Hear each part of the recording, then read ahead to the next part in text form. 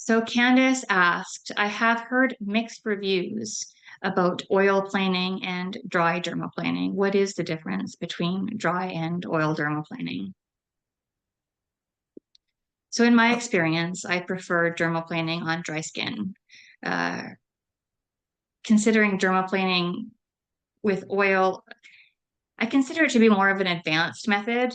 I think that for beginners, mastering the procedure without any barriers is crucial. Being able to clearly observe the skin's response throughout the treatment, along with the tactile sensation, serves as vital feedback to ensure that the procedure is performed accurately.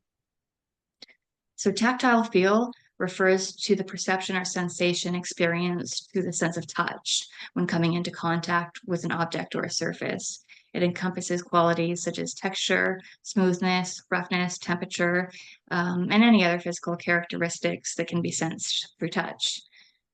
This term is commonly used in various contexts, including product design, material selection, and sensory evaluations.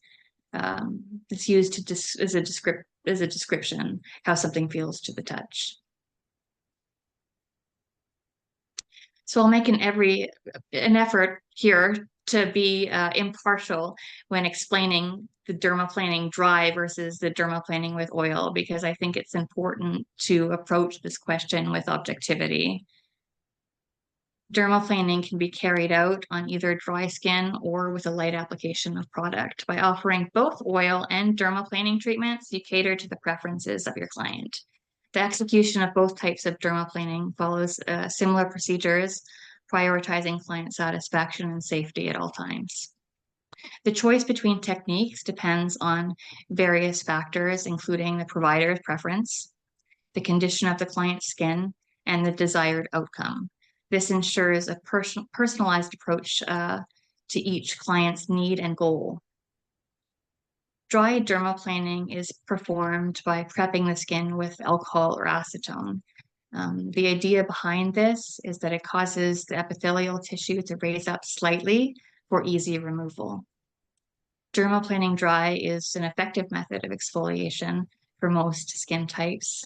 You have the ability to see any irritation caused by the dermaplaning treatment unobstructed, and you have real-time feedback with tactile sensations.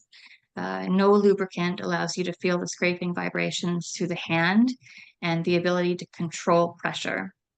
So only 2 passes are needed to complete the treatment, making it the faster option of the 2 choices. Dry dermaplaning is a better choice for when prepping for surfaces that require dry and evenly exfoliated skin, such as chemical exfoliants and LED. The cons of this treatment are that it may be too abrasive for clients with sensitized skin or thicker hair, and it can leave the skin appearing slightly flushed. Now, oil dermaplaning is performed by applying a layer of oil or lubricant solution to soften the dead skin cells and facial hair. Dermaplaning with oil is ideal for extremely dry or sensitive skin types like rosacea. Oil adds a buffer or protective barrier to the skin, and this can lessen the friction, but still provides similar benefits to dry dermaplaning. The facial oil allows the dermaplaning blade to glide easier over the skin, and which minimizes irritation. Oil dermaplaning leaves the skin looking moist and dewy. The cons of this treatment are that the actual exfoliation may not be as effective, and it may require multiple passes depending on the amount of oil or lubricant solution used. And the oil or lubricant solution can cause irritation to some clients. Does that make sense?